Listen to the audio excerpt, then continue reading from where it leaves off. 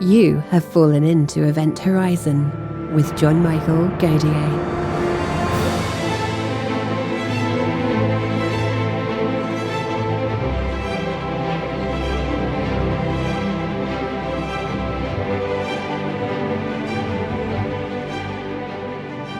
In today's episode, John is joined by Garrett Ryan. Garrett Ryan was a classics major at Carleton College and earned a PhD in Greek and Roman history at the University of Michigan. After defending his dissertation, he taught at universities before leaving academia. He is the host of the YouTube channel toldinstone and the author of Naked Statues, Fat Gladiators, and War Elephants. He has a travel blog that collects some of the more interesting stories from his wanderings around Europe and America.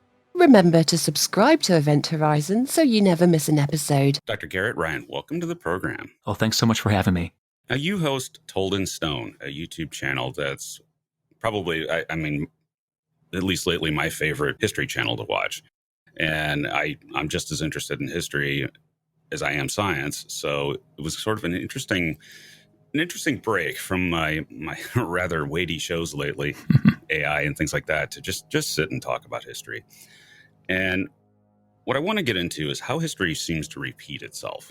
And I guess that's sort of a false statement because sometimes it does, sometimes it doesn't. But in your view, what is going on today that has happened before, or something analogous to it has happened before? Mm-hmm. Well, I used to tell my students on the first day of my courses in ancient history that if we learn one thing from history, it's that we learn nothing from history. Speaking generally as a species, I guess. So right, obviously, we're the same animal, down through recorded history. We have the same kind of impulses, tend to handle crises in the same kind of ham-fisted way, that sort of thing. But it's also true, of course, as you said, that, history does not repeat itself, and that every era has its own rules and parameters. Our current post-information technology age, for example, is qualitatively different in many ways from anything before. And that, of course, is fascinating for me as a historian, how I come to grips with it sometimes. As for parallels I see, obviously I try not to, on my channel, I always fend off questions like, is America Rome? That kind of grand scale, not terribly historically attuned comparisons. In an era like ours, where an age of anxiety, so to speak, where things like inflation, things like COVID are making people anxious in all kinds of ways, I just reflexively almost look back to the late Roman Empire and try to, again, not see for solutions or anything, but kind of see how people, authors, responded to similar crises in the 5th century especially. So like our latest Roman writers from Augustine onward. And again, there's not much solace there necessarily, but it's interesting to see the same sort of human drama on a vastly different stage. That's always been something that's fascinated me, is that you can go back and read these ancient authors, and I will cite Marcus Aurelius here, and you can look at that sort of Stoic philosophy that he liked and still to this day apply it to human affairs. It's still relevant. And even things like the Georgics, even much older, where, right. It still holds true today. And that amazes me, but it also points squarely to the fact of what you said. We are still human, and so are they. Oh, yeah. I mean, that was the argument for the classics, right? That, these things are produced by a society that is profoundly different from ours in all sorts of ways, even though it informs ours, of course, or we think it does. But that something in these works, from the Iliad, on through the Meditations, is relevant still, profoundly relevant to who we are as human beings and how we interact with each other in a society. Obviously, those lessons can't be applied just directly, but we can find them if we look for them. And that's the real joy of teaching the classics, that you have these things, you have a work that's 2,000 years old that still feels fresh, or can be made to seem fresh if you teach it the right way. And translate it the right way. Exactly, right. Now, what's your view on updating the language of classics and to make them more understandable to a general audience today? In other words, do you think we should sort of stick to it's sort of like the same problem with Shakespeare. Do you think that we should stick to that version of English, and in this case, Greek or Latin, or do you think we should just update it to make the story clearer to a modern audience? Well, I'm ambivalent, probably like most people, about that sort of thing. So, well, like with Shakespeare, right, it's our own language, and, the puns, for example, are really hard to get sometimes, but it's still more or less intelligible, so, we can kind of keep it as it is, unsubtitled. But, right, so Latin or Greek, unless you have, the training in those languages, you need a translation. The default mode for translators, or was until recently, to be kind of antiquated, to be very formal in your language. Because, often these languages are highly formal, stylistically. So you try to mirror that in the way you translate. But I do think that, in general, I'm for making things as contemporary as possible. So for Homer, for example, the works of Homer, Robert Fagel's translations, which are come from the 90s, are idiomatic without being slangy or anything, just do a fantastic job. But in the same time, I still like Alexander Pope's translation of the Iliad, which is, in these very formal pentameter. But at the same time, the heroic couplets kind of convey Homer's rhythm, I think. So I guess there's room for both kinds of translations. Ones that convey the tone in that very formal sense, and those that convey the substance, the pith of the author. Now, with regards to ancient texts, there's some interesting possibilities in things like carbonized scrolls at Pompeii that we have yet to really dig into, and we now have a way to, I think, x-ray them and start deciphering them. Do you think that it is possible that we could recover a lot of the lost literature of the ancient world with the archaeology that's going on today?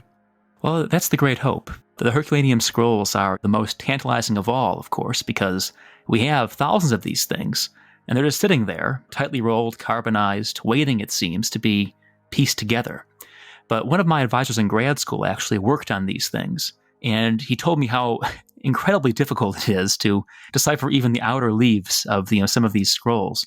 And when they did start to decipher them, they discovered that the library we have from Herculaneum is almost all the working library of a single person, a philosopher named Philodemus, who wrote some things that aren't great classics necessarily. They're interesting, but they're not Homer.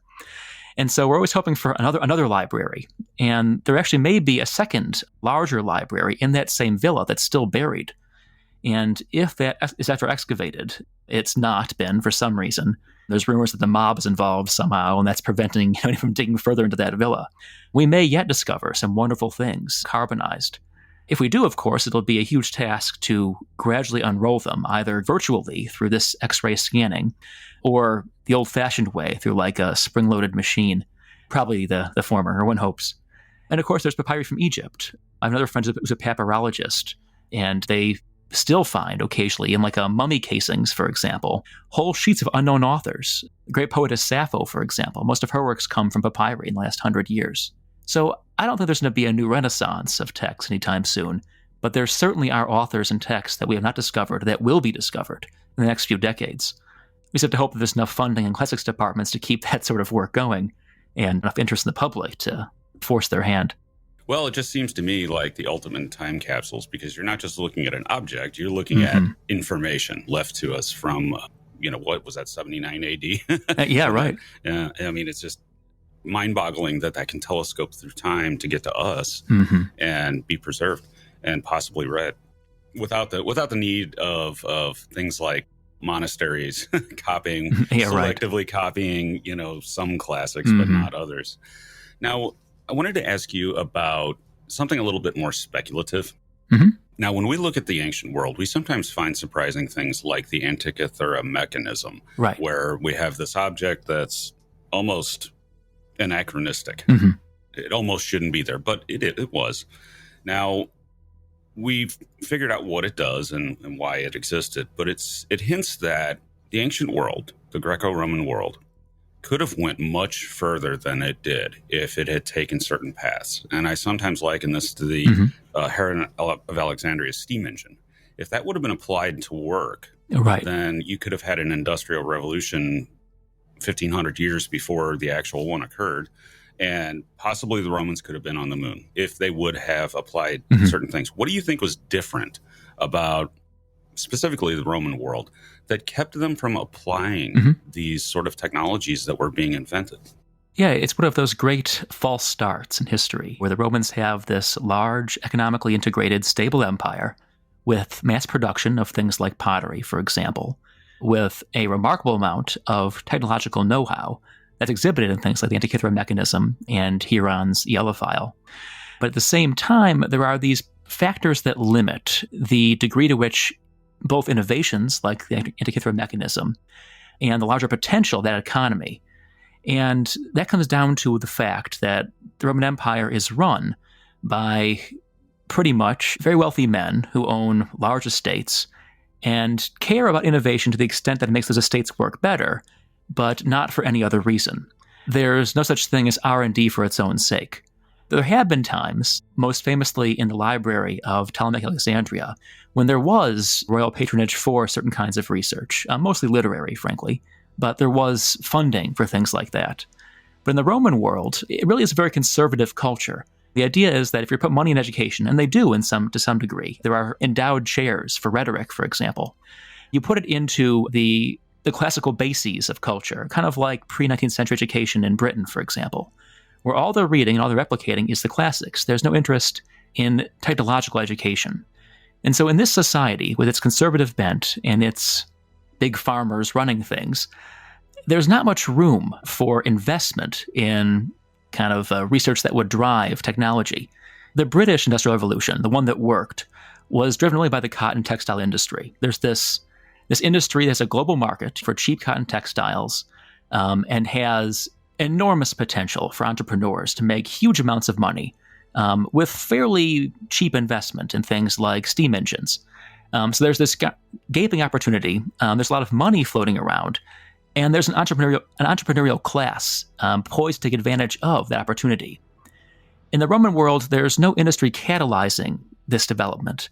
There are innovators like Hero of Alexandria who have obviously the skills to make machines. The Aeolipile Huron steam engine is not very efficient in itself, but the principles are all there for a practical steam engine. He could have done it if he'd wanted to, but he didn't want to because there was no need for it. There was no demand for it. There are applications, certainly, for things like it. The English famously, the first steam engines are pumping out mines, in places like the Midlands and Wales. And the Romans had their own deep mines in Spain they could have pumped out with steam engines. But they never made that particular leap because there wasn't this culture of innovation. There wasn't this drive to incentivize anything like it. And so I think it was never likely that the Romans were going to make the leap to a industrial revolution just because the people running society, the whole bent of the culture was towards stasis, basically, towards keeping things in the status quo, keeping things stable, and not in funding these madcap ventures. And when there was no obvious goal for those ventures. That's interesting because we might actually have an example that backs that up. If you look at the fall, the end, or the dissipation Mm-hmm. of the Western Roman Empire, right? It continues on in some form in that you've got these Visigoths and all these groups still putting a picture of an emperor on their coinage for at least 100 years into the Dark Ages. Mm-hmm. And then, lo and behold, Charlemagne comes along, which was 800 AD, and he looks like a Roman emperor on his coins. So it seems like there's this yearning to get back Mm-hmm. to that status quo. Where else do you see that in that period? Well, I mean, really, the whole political culture of the Middle Ages is made in the shadow of Rome, and is hearkening back to Rome. So that's the great exemplar. That's the empire that worked. The incredible stability of the empire until the very end stuck in people's minds, created the model for any king who wanted to be more than just, a local chieftain. And so everything from coinage, like you mentioned, to styles of rule, to the Latin language itself, become canonical in Western Europe. It's how you do power. You look to Rome and replicate what Rome did. Of course, most famously in literary culture, Latin remains the language of educated discourse until the early modern period and beyond in some cases. It has enormous staying power. Just the inertia, I guess, of imperial power. And so, yeah, Rome was the empire that did everything right. And of course, in the East, it survives much longer as Byzantium. And there also is similarly influential. The Arabs model their early coinage on the Eastern Roman Empire. So it's the model to follow. It's just the obvious template for ruling and governing. That's actually a very interesting area of numismatics that's not well known as the Arab Byzantine coinage, where you have Islamic Mm-hmm. writing sometimes, and was sort of a very crude way of copying the Byzantine coins, but it seems to show the caliph, or whoever the leader was, as a Byzantine emperor, which you wouldn't expect, especially from a culture that doesn't really like graven images very much. Yeah, right. Yeah, it is. It's fascinating, or how the dinar is just denarius, right? Just this incredible staying power of the Roman model in places you wouldn't really expect it. It's true. And also weight standards, even all kinds of things, metal purity and all that carried on to Islamic cultures as much as it did the Byzantines, inheriting their Roman. Well, they called themselves the Romans. They didn't really see a difference, but right. But they continued those traditions on. Well, even to the point where I think all through, I guess, the 6th century, the coinage minted in Constantinople was still in Latin. Those big phallus type coins were all still in Latin, and I think that was still the government language, even though everybody spoke Greek. Right. Koine Greek. And it's interesting how they just hold on. But if you go into certain Orthodox churches in Greece, even to this day, there's still a seat for the emperor. Hey, isn't that wonderful? It is wonderful. And even after all this time, I mean, the last Byzantium ended in 1453, but it's still, the tradition is there. Yeah. Just the memory of empire. The memory of empire is in some ways more powerful than the empire itself. It lasts longer, certainly, at least in the case of Western Rome. Just again, that Rome's great legacy, and in some ways most dangerous legacy, is the very idea of empire. That's this kind of universal hegemony over peoples and places that's founded in a certain ruling culture. And it's this, very appealing model, and again, a kind of a very dangerous model in the wrong hands. That's, replicated again and again. We see, of course, imperial titles, Kaiser, Tsar, you name it. And again, in things from coinage to linguistics. And then there's always Napoleon, where you can right. You can still see the echoes of empire in Paris if you visit Les Invalides and see his gigantic tomb, But this seems to have gone away, with one exception. Japan, of course, still has a titular emperor, but this whole imperial thing is gone in the modern age. I mean, there are echoes of it, but it doesn't appear that we will ever return to any sort of a model like that. So the once moderately common title of emperor or empress is done. Just that model is no longer relevant to our history. So this is a case where it hasn't changed. Or do you think if the wrong things happen, we could end up with it again? Well, I think we're beyond that. I think the 20th century kind of poisoned the title of empire and empires pretty thoroughly, at least in the Western world.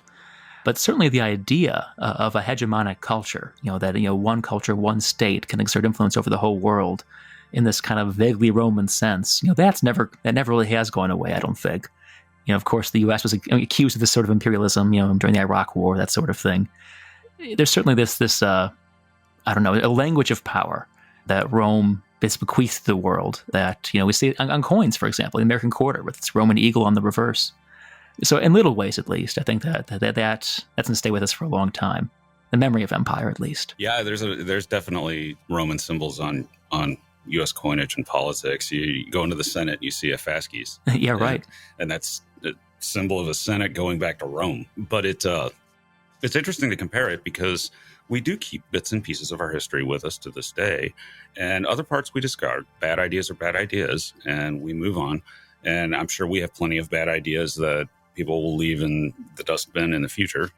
Here's hoping. Yeah, here's hoping. But getting to coinage, which is a shared interest of ours.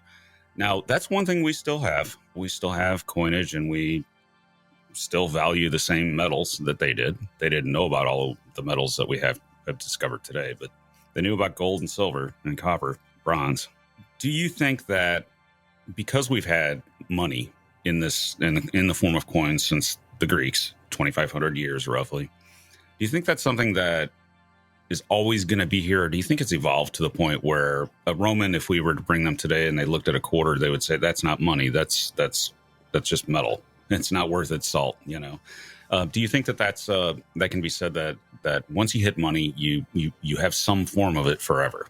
I think so. I think the idea of money is so powerful. Like I said, it's one of those good ideas that's stuck. I mean, not a good idea, but an idea that works, for better or worse. Yeah, I think we're kind of poised right now between this very ancient model of money that's based, at least in theory, things that look like noble metals anyway, in the case of our quarters and nickels, whatever. Though paper money, of course, has no intrinsic value. This very ancient model based on coming from the Romans and Greeks, and this new fully digital model kind of epitomized by things like Bitcoin or whatever else, e-currencies. that we honestly could switch to, and in most cases have in practical terms. All of our money, for most people, kind of exists as a number on a digital ledger somewhere. But the sheer staying power of money as a physical token, it's kind of hard to let that go. And even something like a credit card, which is kind of, a money, money epitomized. Even that we don't need a physical card anymore, but we like to keep it around because it has, the feel almost of money. So I think there's almost a psychological appeal to money you can feel and touch, even if it's just a paper bill, that you don't get from cryptocurrency token or something. So again, I don't know where it's going to go. I probably will move towards a fully digital currency, in our lifetimes. But there is this incredible staying power of money that's, based on the physical feel, I think, of a coin and a bill. Yeah, I wonder if that'll shift just simply to bullion, where people will be like, right, yeah, maybe. It may not have an official stamp or tender on it, which the American ounce does, and a lot of them actually do have official denominations. So maybe that's where people will more indulge in the desire to actually hold physical money. Or maybe, when you base something on nothing, it can collapse. So maybe the return of the denarius and the aureus and all that is in the future. Right. Well, it's fascinating, isn't it? That there's this idea that, the gold and silver have this intrinsic value because, they're shiny and they're heavy and there isn't too much of them. And I guess there's something to be said for that there is a scarce commodity and therefore is intrinsically valuable if it's regarded as such.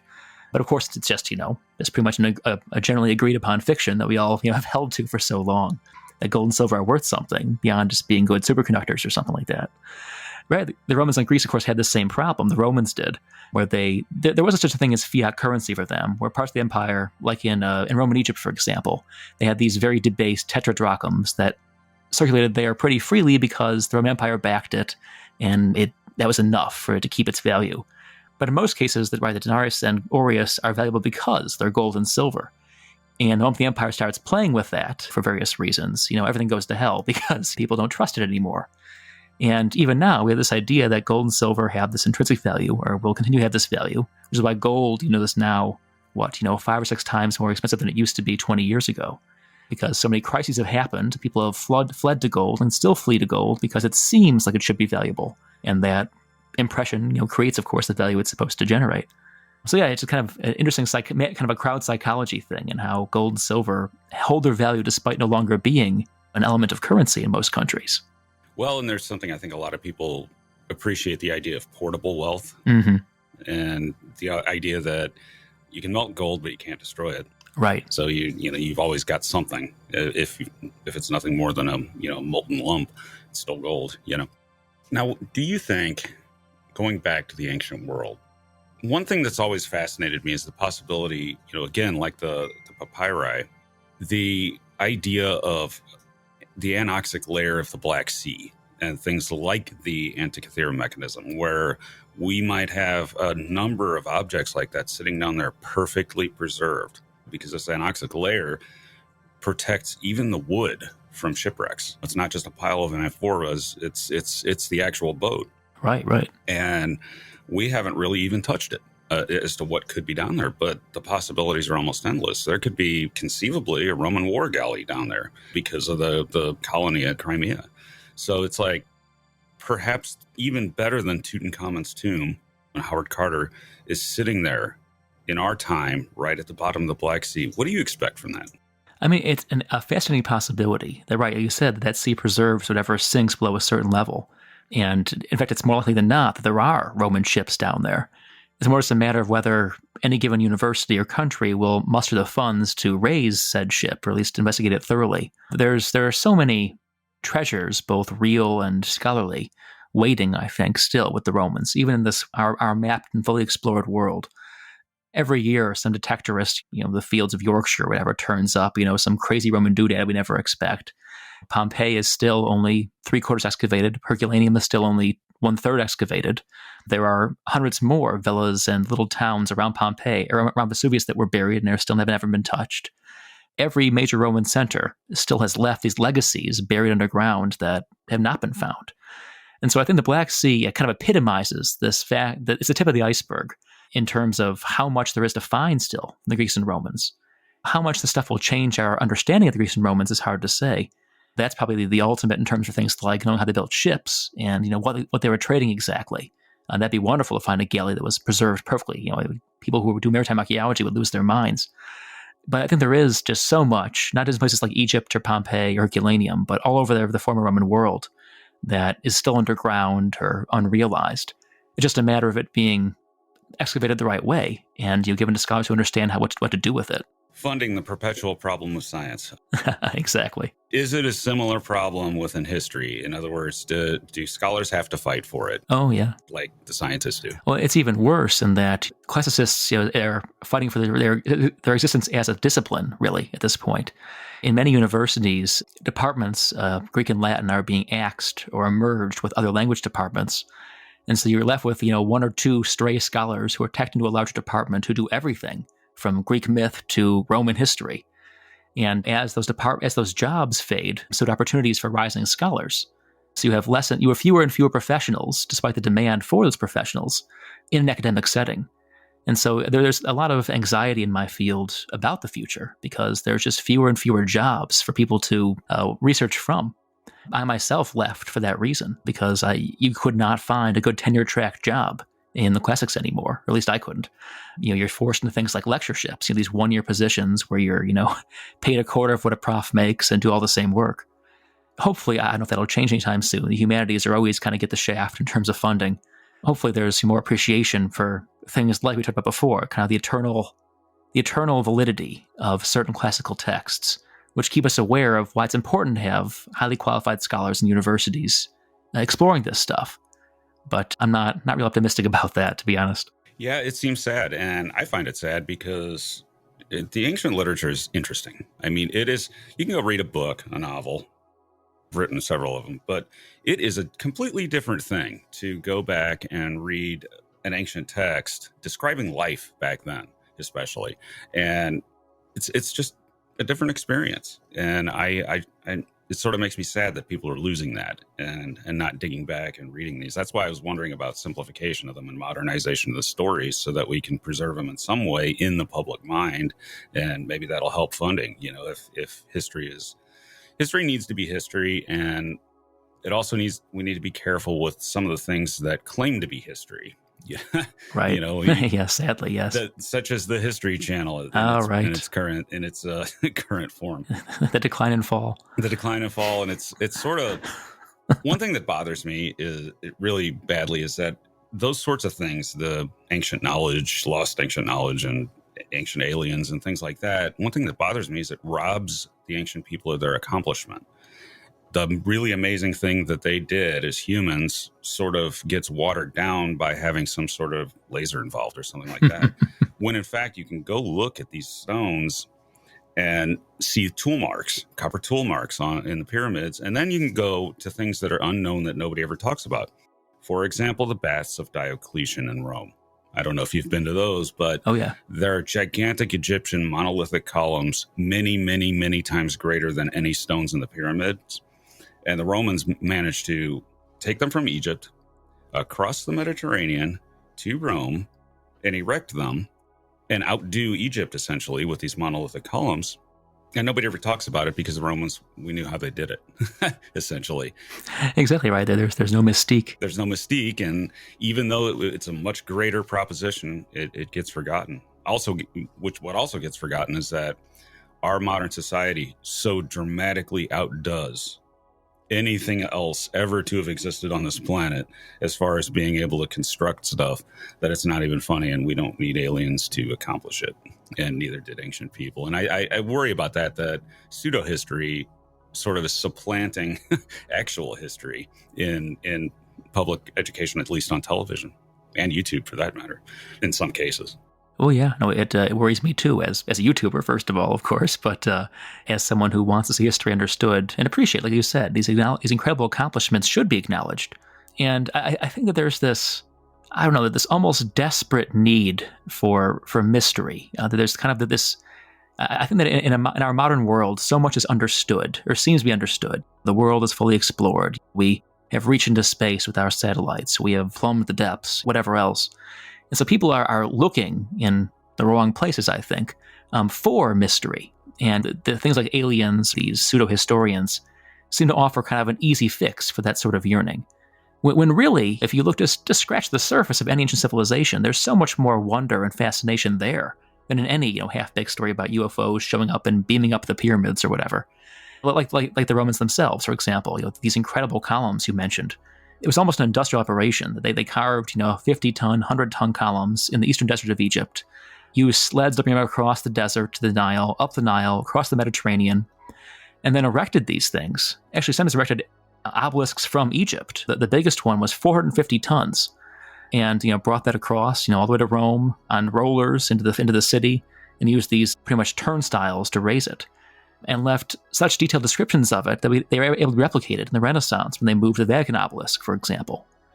And so, right, I think that even doing a good special on that sort of thing is so much more interesting and fascinating and real than this kind of baseless speculation about, well, what if the pyramids were built by aliens?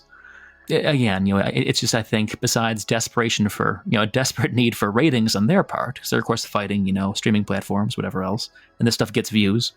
It is this kind of this societal desire for something that's unexplored, not quite understood, but that can be satisfied in so much a better way, I think, by really looking deeply into these cultures and saying, here's how they did it, and here's why, that's fascinating, interesting, whatever. Yeah, and as a history YouTuber, you know this, there is never an end to videos you can make because there's so many ins and outs, and even just World War II channels are never going to run out of material just because there's so much. And if you take it broader, and you recently did one, speaking of mystery, that fascinated me, or at least I recently watched it, I don't remember how old it was whatever happened to Alexander the Great's body.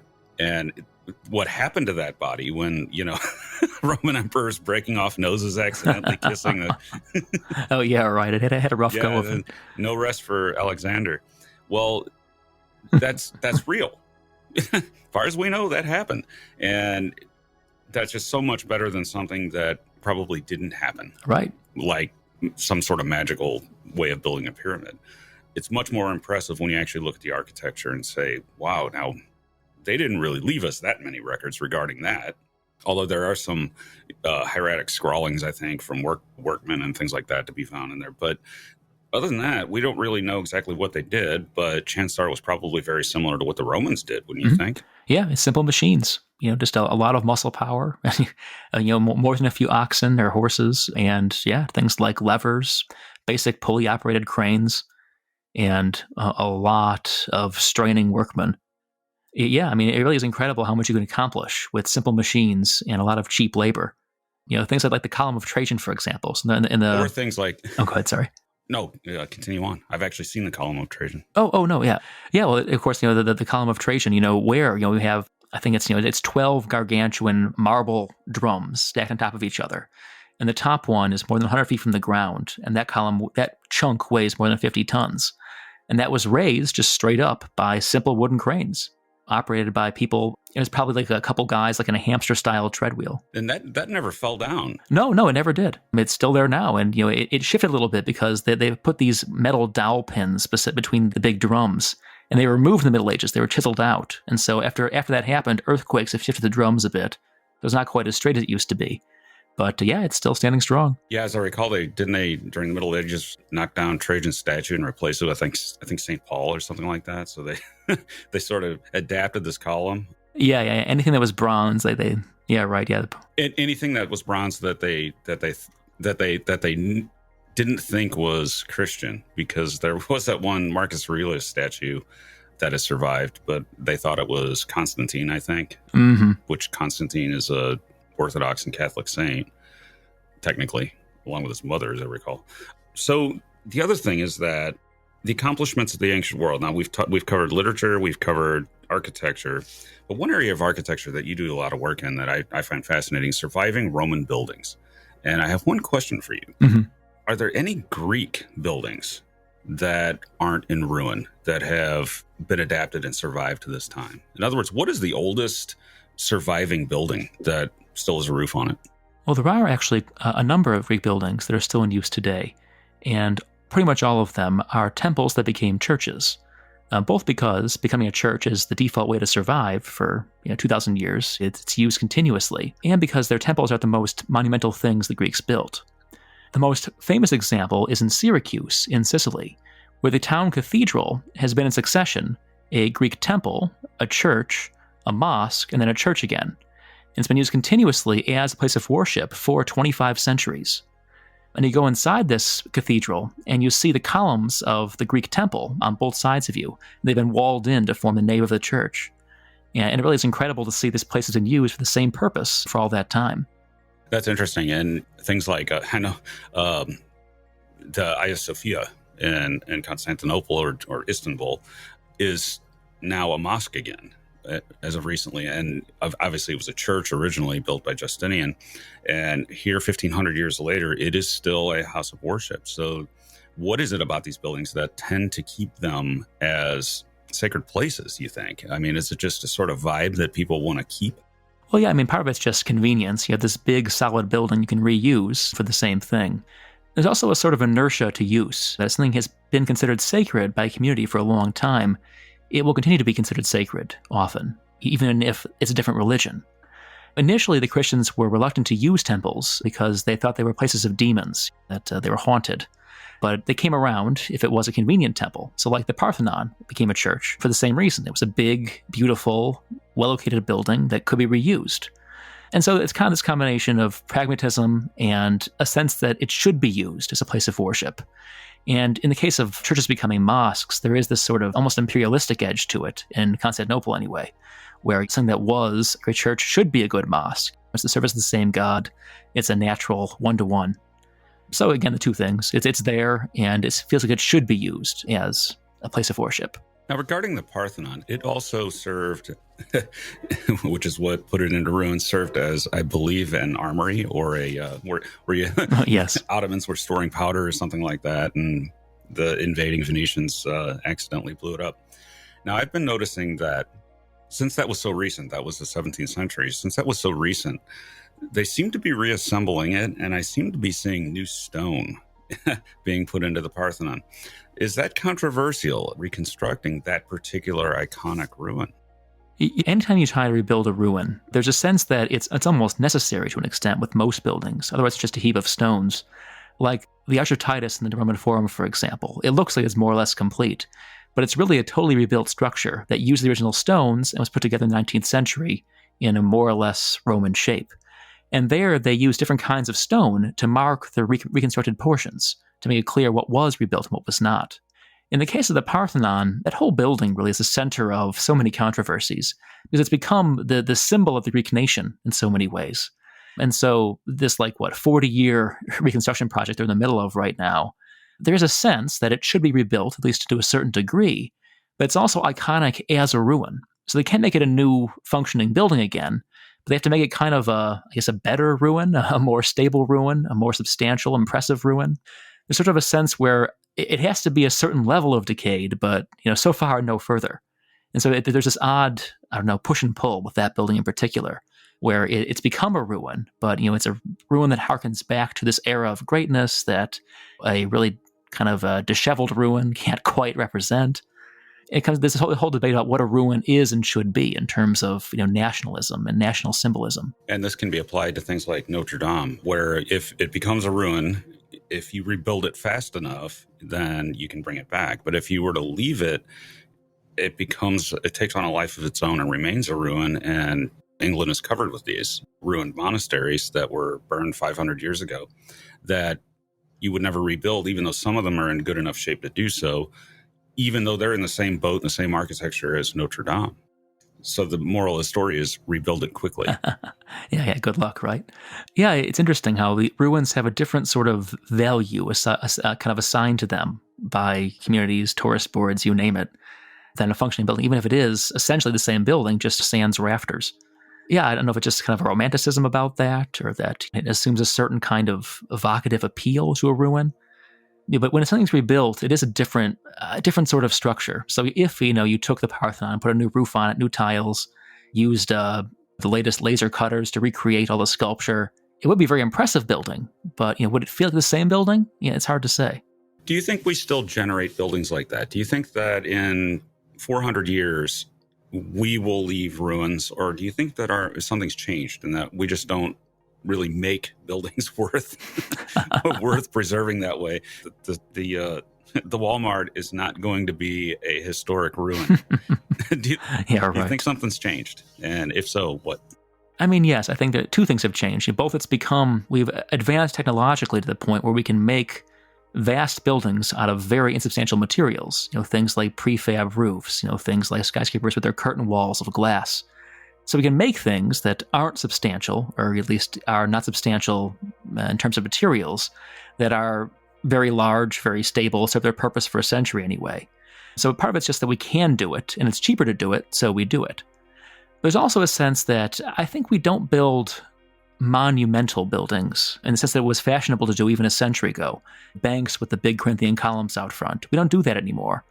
And there's all kinds of reasons for it. Part of it just expense. You don't have to. That's not the same symbol it used to be.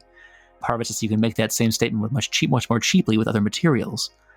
But I think there's also not the sort of demand there used to be for a big, solid masonry structure to be an impressive thing.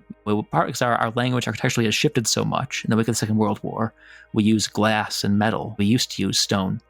But there's just different expectations, I think, about what a monument, what a civic building should be. And those don't usually involve marble anymore. Both reasons of expense and because people think, I don't know, it's outmoded. It's no longer the thing to do. Yeah, obsolete, I guess you could say. Obsolete building material, except right, yeah. Unless you're redoing your kitchen or something like that. Yeah, right. Yeah, countertops, yeah. So in building, do you think that would ever change? Or do you think in the future it's just going to be more of the same, plastic, and that we have ended, you could say, the era of permanent architecture? And that worries me, actually. Well, it'd be a shame. I think there's always kind of, there's movements and there's reactions in architecture, like anything else. So, after the Second World War, there's the famous international style, which is kind of our default American downtown. I'm from Chicago, so this is all you see, kind of these big buildings that are made seemingly of glass on a steel and concrete frame, which is hidden, more or less, behind that glass curtain. And, that's a slick corporate statement, and so it's been made umpteen times. But because it's so ubiquitous, there's a reaction to it. As you see certain companies, being with kind of the postmodern style of the late 80s, harkening back to traditional architecture in all kinds of ways. And often it's kind of a cartoony, goofy sort of way that they do it. They kind of just like stick a column in the middle of a glass curtain or something. But I think there's so much cultural memory linked to the idea of the classical style, the style of columns and of moldings and of big substantial masonry structures. And that memory is not going to go away. How it's interpreted in the future, I have no idea. Maybe it's super cheap in the future to build things of masonry again, and you can do it without worrying about transport costs and hiring non-existent masons. But I think there always will be, from a combination of just stylistic, this whipsawing of style reaction, and this enduring influence of the classical style, it'll never go away totally. It'll be quoted and reused, reinterpreted, however you care to mention it, moving forward. Now, do you think that this is sort of the last topic, do you think there's neglected areas of history and archaeology that just aren't getting the attention that they really need? And I will cite an example. Mm-hmm. I'm from originally right next door in St. Louis. And right across the river in Illinois is Cahokia Mounds, a gigantic Native American city consisting, for lack of a better term, earthen pyramids. Mm-hmm. And it's just absolutely amazing, as astonishing as anything in Central America if you appreciate what it is. But there almost no archaeological work seems to go on there. It's sporadic, and sometimes the state's having funding problems, the site closes and things like that. Mm-hmm. Do you think that that's sort of the norm, that there is entire swaths of archaeology and human history that really aren't being looked at as much as they should? Oh, absolutely. I mean, of course, as a classicist, that to me is kind of the thing I focus on in terms of what is, how to use history, what is history. But, there's vast sections of history, in this country, around the world, that are neglected. And often like curriculums, say in like a junior high, the Western Civ, we'll try to correct that by giving you a one-page overview of something, of 1,000 years of history. But when it comes down to it, we've kind of chosen as a culture to privilege certain eras and certain places, fairly or unfairly. And that kind of creates our narrative of what history is. Everything outside of that arc just falls by the wayside. And even within the classics, there's so much. People, ask the guy on the street to name, 5 Romans. We might get Caesar and Marcus Aurelius, might throw Cleopatra in there, not really Roman, but close enough.